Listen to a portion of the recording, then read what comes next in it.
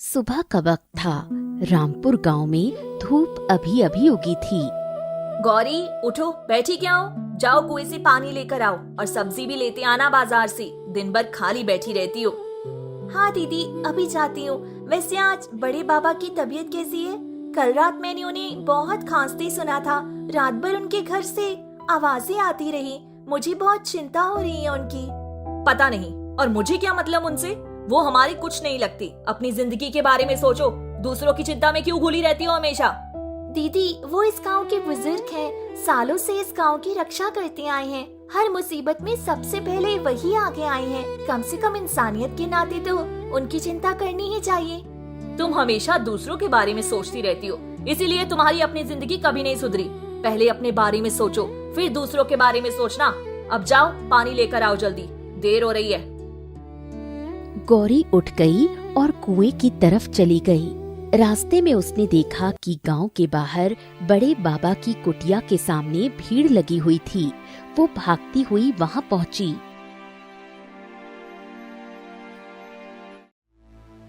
क्या हुआ? आप सब यहाँ क्यों इकट्ठे हो? बड़े बाबा ठीक तो है ना? कोई बताएगा मुझे? बेटी, बड़े बाबा की तबीयत रात भर से बहुत खराब है। रात भर बुखार में तड़पते रहे। आज सुबह से होश भी नहीं है उन्हें। हम सब बहुत घबरा गए हैं। हाँ बेटी, वैद्य जी ने भी देख लिया। उन्होंने कहा कि इन्हें नदी के उस पार जंगल से अमृत कमल का फूल चाहिए। बस वही एक चीज है जो इन्हें बचा सकती है। उसके बिना अब इसका बचना मुश्किल है। तो फिर कोई जा क्यों नहीं रहा उस फूल को लेने? देर क्यों हो रही है? बेटी, वो कोई साधारण नदी नहीं। उसे पार करना आसान नहीं होता। उस नदी के बारे में कहते हैं कि जिसका दिल साफ हो और इरादा नेक हो, नदी उसे खुद रास्ता देती है। लेकिन जिसके मन में लालच हो, जो अपने फायदे के लिए जाए, नदी उसे निकल जाती है। इसलिए कोई जाने की हिम्मत नहीं कर पा रहा। और उस जंगल में जंगल की देवी रहती है। वो बहुत शक्तिशाली है। जो सच्चे मन से जाता है ना, देवी उसकी मदद करती है। लेकिन जो गलत नियत से जाए, देवी उसे ऐसा सबक सिखाती है कि वो जिंदगी भर नहीं भूलता। मैं जाऊंगी। बड़े बाबा के लिए वो फूल मैं लेकर आऊंगी। नहीं बेटी, तुम अकेली नहीं जा सकती। वो रास्ता बहुत खतरनाक है। कोई नहीं जानता उस जंगल में क्या क्या है। लेकिन रामदीन काका, अगर कोई नहीं जाएगा तो बड़े बाबा बचेंगे कैसे? उन्होंने पूरी जिंदगी इस गांव के लिए लगा दी। हर बार जब भी कोई मुसीबत आई, वो सबसे पहले खड़े हुए। क्या हम उनके लिए इतना भी नहीं कर सकते? बेटी, तू सही कह रही है, लेकिन अकेले जाना ठीक नहीं। चिंता मत करो, मुझे जाना ही होगा और मैं जाऊंगी भी। आप सब बड़े बाबा का ध्यान रखो। गौरी वापस घर की तरफ मुड़ी।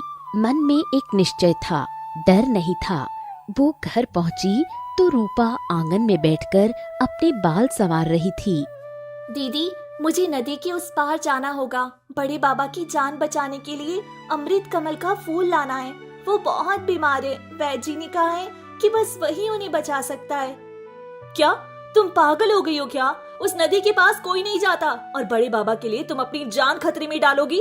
वो तुम्हारे क्या लगते हैं? दीदी, वो हम सबके हैं, पूरे गांव के हैं, और अगर हम उनके लिए कुछ नहीं करेंगे तो फिर इंसानियत का क्या मतलब? इंसानियत से पेट नहीं भरता गौरी, अपनी सोचो। मैं कहती हूँ मत जाओ। दीदी, मेरा मन नहीं मान रहा, मुझे जाना ही होगा। रूपा कुछ देर चुप रही, फिर उसकी आंखों में एक चमक आई, जैसे कोई विचार आया हो। अच्छा सुनो, मैंने गांव में कुछ सुना है। उस जंगल में अमृत कमल के पास एक जगह है जहाँ जमीन के अंदर ढेर सारा खजाना भी दबा है। सोने के सिक्के, हीरे जवाहरात। कहती हैं बहुत पुराना राजा का खजाना है वो। अगर हम वो खजाना भी ले आएं तो हमारी जिंदगी बदल जाएगी।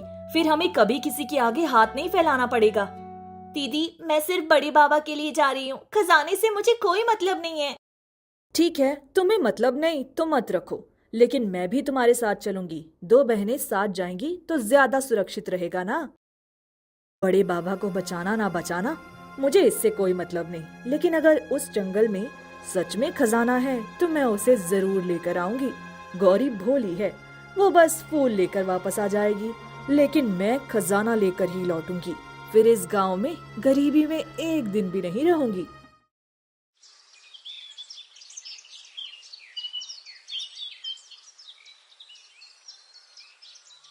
दोनों बहनें तैयार हुईं और गांव से निकल पड़ी। गांव वालों ने देखा तो रामदीन आगे आया। बेटी गौरी रुको, तुम दोनों अकेले मत जाओ। काका आप चिंता मत करो, बड़े बाबा का ध्यान रखिए, मैं जल्दी लौट आऊंगी। बेटी भगवान तुम्हारे साथ है, जाओ लेकिन अपना ख्याल रखना। दोनों बहनें चल पड़ी।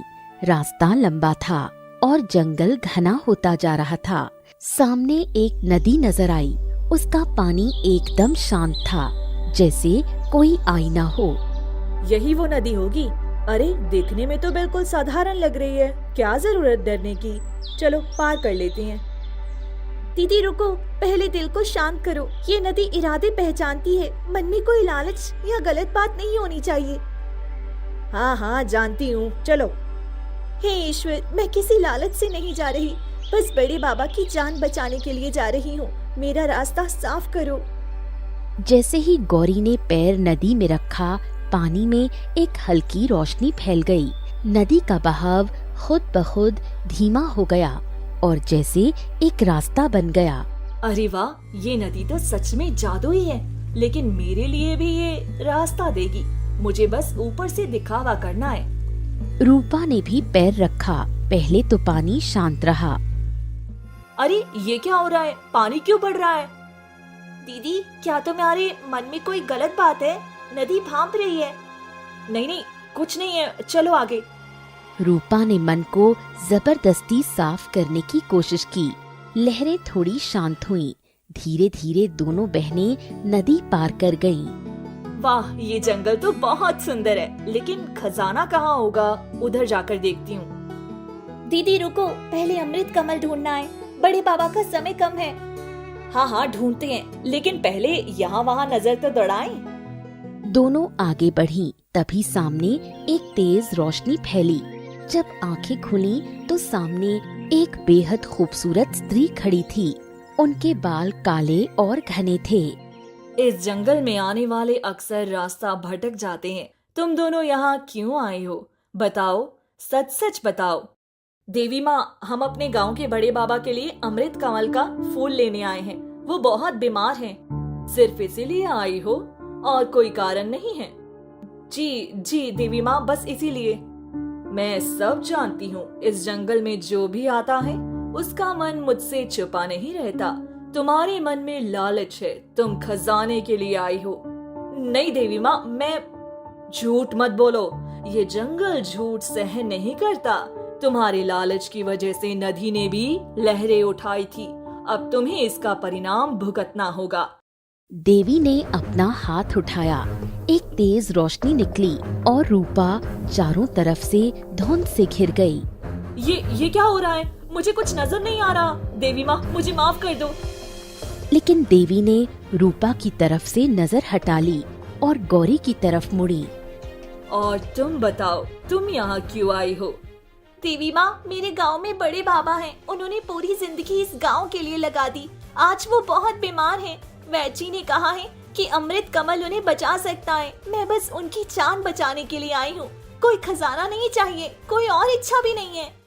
तुम्हारा इरादा साफ है, तुम्हारे दिल में सच्चाई है, लेकिन मैं तुम्हें एक बात बताना चाहती हूँ, बड़े बाबा कोई साधारण इंसान नहीं है। क्या मतलब देवी माँ?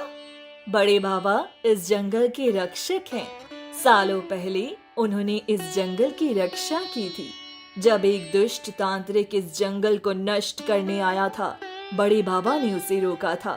इसीलिए ये जंगल आज भी हरा भरा है। लेकिन उस तांत्रिक ने बड़े बाबा को जाते जाते एक श्राप दे दिया था कि एक दिन जहर उनके खून में मिल जाएगा, और आज वही वक्त आ गया है। तो किसने उन्हें जहर दिया देवी माँ? ये जानना जरूरी है। तुम्हारे गांव का जमींदार कालिया, वो इस जंगल की जमीन हड़पना चाहते हैं। बड़े बाबा जानते थे कि उनसे गांव की जमीन धोखे से कागजों में अपने नाम करवा ली जाएगी। वो सच्चाई उजागर करने वाले थे, इसलिए कालिया ने उनके पानी में जहर मिलवा दिया। हे भगवान, इतनी बड़ी साजिश, ये तो मुझे पता ही नहीं था। अमृत कमल से बड़े बाबा ठीक हो जाएंगे, लेकिन अगर उस जमींदार को सबक नहीं मिला तो फिर से वह कोशिश करेगा। देवी माँ, मुझे बताइए, मुझे क्या करना होगा? पहले अमृत कमल लो और हाँ, साथ में ये भी ले जाओ। देवी ने एक छोटी सी शीशी गौरी के हाथ में दी। शीशी में सुनहरा पानी था। ये सच्चाई का जल है, जिस पर छिड़का जाए उसके सारे झूठ और छल सबके सामने उगड़ जाते हैं। जमींदार पर ये छिड़क देना, सब सच्चाई सामने आ जाएगी। धन्यवाद देवी माँ, लेकिन मेरी दीदी। गौरी ने धुंध में खड़ी रूपा की तरफ देखा। रूपा अभी भी धुंध में भटक रही थी। कोई बचाओ, मुझे कुछ नहीं दिखाई दे रहा, मैं गलत थी, मुझे माफ कर दो। ये तुम्हारी बहन है, इसे माफ करना या नहीं करना ये तुम्हारा फैसला है। देवी माँ, वो मेरी दीदी है, उनसे गलती हुई, लेकिन उन्हें सजा देना मेरे बस की बात नहीं है, माफ कर दीजिए उन्हें। देवी मुस्कुराई। उन्होंने हाथ उठाया और धुंध धीरे धीरे छंटने लगी। रूपा की आंखों में आंसू आ गए। गौरी, तुमने मुझे बचाया। दीदी, आप मेरी बड़ी बहन हो, मैं आपको भटकते हुए कैसे छोड़ सकती थी? तुम्हारी बहन ने तुम्हें बचाया है, लेकिन याद रखो, लालच का रास्ता हमेशा अंधेरे में ले जाता है। इस जंगल में जो खजाना है वो उसी का है जो बिना लालच के यहाँ आता है। तुम आज जाओ, लेकिन अपनी बहन से सीखो। देवी माँ, मुझे माफ कर दीजिए, मैंने बहुत गलत सोचा था। माफी सच्ची हो तो काफी होती है। अब जाओ, ये फूल बड़े बाबा के माथे पर रखो और उन्हें इसका रस पिलाओ, वो ठीक हो जाएंगे और वो सच्चाई का जल सही वक्त पर काम आएगा। जाओ, देर मत करो। दोनों बहनें नदी की तरफ लौटीं। इस बार नदी ने दोनों को आसानी से रास्ता दिया। रूपा भी इस बार बिना किसी लालच के चली। उसके मन में अब कोई चाहत नहीं थी। गौरी, मुझे माफ कर दो, मैं वाकई बहुत गलत थी। जब वो धुंध मुझे निगल रही थी तब मुझे समझ आया कि लालच ने मुझे क्या बना दिया था। दीदी, आप मेरी बड़ी बहन हो, मैं आपसे नाराज नहीं हूँ, लेकिन अब हमें जल्दी करनी होगी, बड़े बाबा का वक्त कम है। दोनों भागती हुई गांव की तरफ आईं। गांव पहुंचते ही गौरी ने देखा कि कुटिया के बाहर और भी ज्यादा लोग इकट्ठे हो गए थे। अरे गौरी बेटी आ गई, बहुत अच्छा हुआ, जल्दी करो, बड़े बाबा की सांसें बहुत धीमी हो गई है। गौरी बेटी जल्दी करो, समय बहुत कम है। गौरी ने फूल निकाला। उसका रस निकालकर वैद्य जी की मदद से बड़े बाबा को पिलाया। फिर फूल उनके माथे पर रखा। कुछ ही पलों में एक हल्की रोशनी बड़े बाबा के चेहरे पर आई। कौन है? बाबा, मैं गौरी हूँ, आप ठीक हैं, अब घबराइए मत।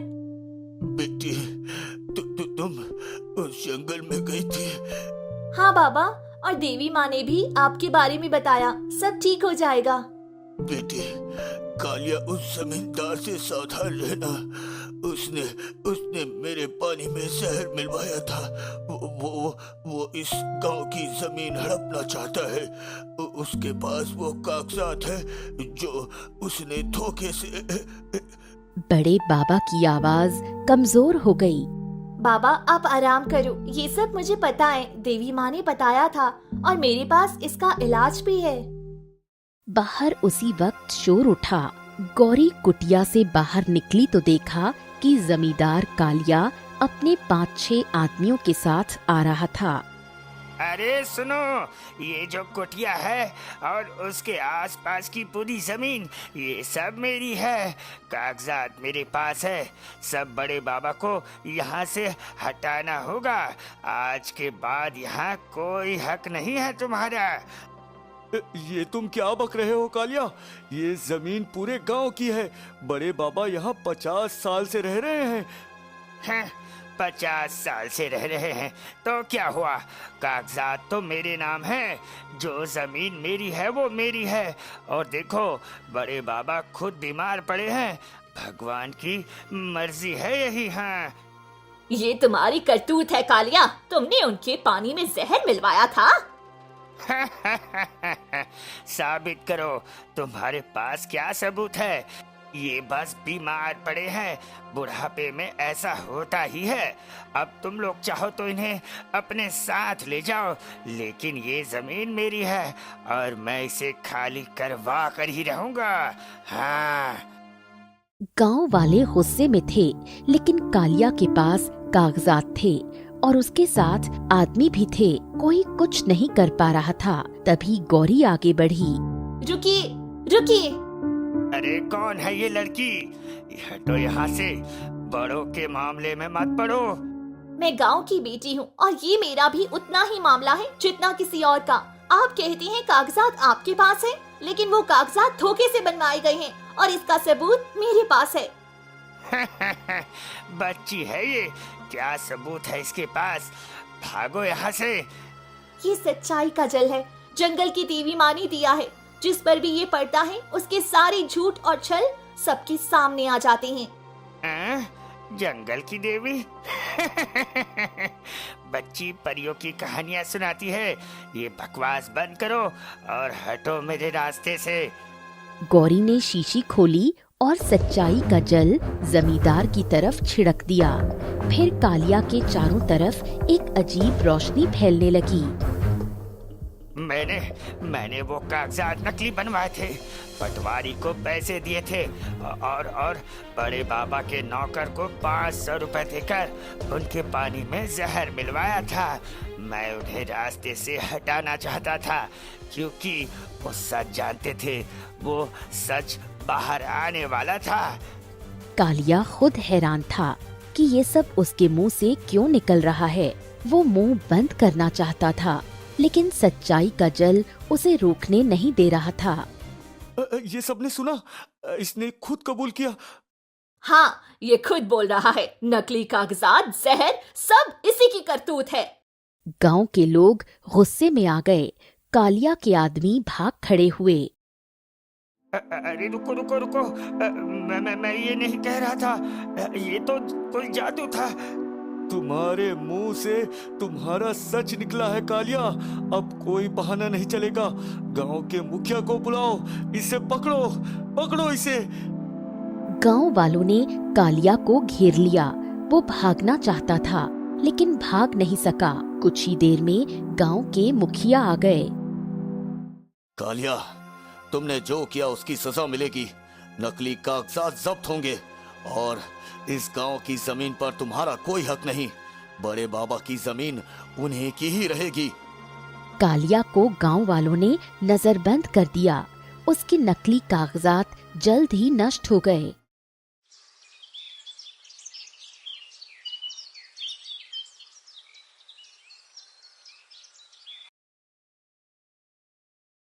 बेटी, मुझे बताओ क्या क्या हुआ?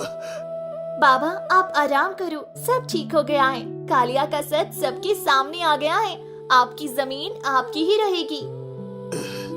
बेटी, मैं इतने सालों से इस गांव की रक्षा करता रहा, लेकिन आज तुमने मेरी जान बचाई और मेरे साथ अन्याय भी करवाया। मैं तुम्हारा ये एहसान कभी नहीं भूलूंगा। बाबा, आप हम सबकी हो। आप ठीक रहो, बस यही काफी है मेरे लिए। रूपा कोने में खड़ी ये सब देख रही थी। उसकी आंखों में आंसू थे। गौरी, मैं तुमसे माफी मांगना चाहती हूँ। आज मैंने जाना कि लालच इंसान को क्या बना देता है। मैं खुद धुंध में खो गई थी, तुमने मुझे बचाया। तुम वाकई बहुत अच्छी हो। दीदी, आप मेरी बड़ी बहन हो, माफी मत मांगो, बस आगे से ऐसा मत सोचना। नहीं गौरी, मुझे कहना ही होगा। आज मुझे समझ आया कि तुम जैसे जीती हो वैसे जीना चाहिए। दूसरों के लिए सोचना यही असली जिंदगी है। मैं वादा करती हूँ कि अब मैं भी बदलूंगी। बड़े बाबा ने दोनों बहनों को देखा। उनके चेहरे पर एक गहरी मुस्कान आई। बेटी रूपा, देर से आई समझ, लेकिन आई तो सही। ये काफी है। जो बदलने की चाहत रखता है वो जरूर बदलता है। रात को जब सब शांत हो गया, गौरी कुटिया के बाहर बैठकर तारे देख रही थी। तभी हवा में एक हल्की खुशबू आई। वही खुशबू जो जंगल में थी, गौरी ने महसूस किया जैसे देवी माँ पास हों। बेटी, तुमने आज जो किया वो याद रखना। इरादा साफ हो तो रास्ता खुद मिलता है, और सच का साथ देने वाला कभी अकेला नहीं होता। गौरी मुस्कुराई, उसने हाथ जोड़े। धन्यवाद देवी माँ। अगली सुबह जब बड़े बाबा पूरी तरह ठीक हो गए और अपनी कुटिया के बाहर धूप में बैठे थे, तब गांव के सभी लोग उनसे मिलने आए। आओ बेटी, पास बैठो। बेटी, मैंने जिंदगी में बहुत कुछ देखा है, लेकिन तुम जैसी बेटी देखकर लगता है कि इस दुनिया में अभी भी अच्छाई बची है। तुमने ना सिर्फ मेरी जान बचाई, बल्कि इस पूरे गांव को बचाया। बाबा, मैंने कुछ खास नहीं किया, बस जो सही था वो किया। यही तो सबसे मुश्किल काम है बेटी, जो सही हो वो करना, जब सब डरे हुए हो। रूपा भी वहां आ गई। उसके हाथ में एक थाल था जिसमें खाना था। बाबा, मैंने आपके लिए खाना बनाया है, और माफी मांगना चाहती हूँ। कल मैंने जो सोचा था वो गलत था। आपके लिए आना तो दूर, मैं तो आने से रोक रही थी गौरी को। बेटी, जो गलती करता है और उसे मानता है वो बड़ा होता है। तुम भी बड़ी हो गई हो आज। गौरी बेटी, आज पूरे गांव की तरफ से तुम्हारा बहुत बहुत शुक्रिया। हाँ बेटी, तुमने हमें दिखाया कि एक सच्चे इरादे में कितनी ताकत होती है। काका, चाची, ये सब हम सबका काम था। अगर आप सब बड़े बाबा से इतना प्यार ना करते, अगर आप सबकी भावना ना होती, तो मुझे भी हिम्मत नहीं आती। उस दिन के बाद गांव में बहुत कुछ बदल गया। जमींदार कालिया की सारी करतूतें सामने आ गईं। गांव की जमीन वापस गांव को मिली। बड़े बाबा पूरी तरह ठीक हो गए और फिर से गांव की रक्षा में जुट गए। रूपा भी बदल गई। एक शाम गौरी और रूपा दोनों नदी किनारे बैठी थीं। नदी शांत थी, पानी में तारे झलक रहे थे। गौरी, मैंने तुमसे बहुत कुछ सीखा। काश पहले समझ जाती। दीदी, देर से सीखना बुरा नहीं होता। जो सीख लिया वो कभी नहीं भूलता। तुम्हें डर नहीं लगा था उस नदी को पार करते वक्त? डर तो लगा था दीदी, लेकिन मन में एक बात थी, बड़े बाबा को बचाना है। जब नीयत साफ हो तो डर खुद पीछे हट जाता है। हवा में फिर वही खुशबू आई। दोनों बहनें मुस्कुरा दी। देवी माँ है आसपास। हाँ दीदी, वो हमेशा रहती हैं जब भी कोई सच्चे दिल से कुछ करता है। दोनों बहनें हाथों में हाथ डाले वापस घर की तरफ चल दी। रामपुर गांव में उस रात चांद बहुत खूबसूरत था, जैसे खुद भी खुश हो।